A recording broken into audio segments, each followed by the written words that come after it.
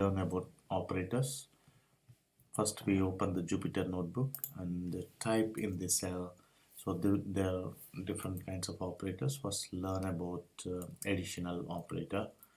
So print. Let's take 5 plus 2 and run the cell. You get 5 plus 2, 7. So this is additional operator, and then similarly we do the same with the subtraction. 5 minus 2, print, you get 3. And we do division.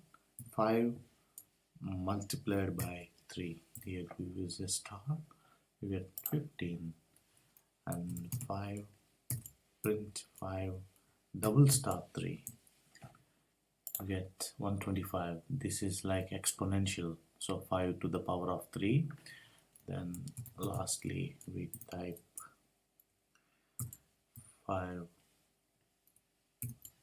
modulus 3. 5 modulus 3 means 3 goes into 5, then the remainder will be the answer, that is 2.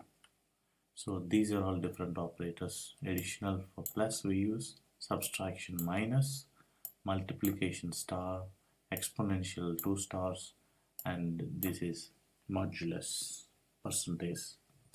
This is all about operators. We shall meet in the next session. Thank you.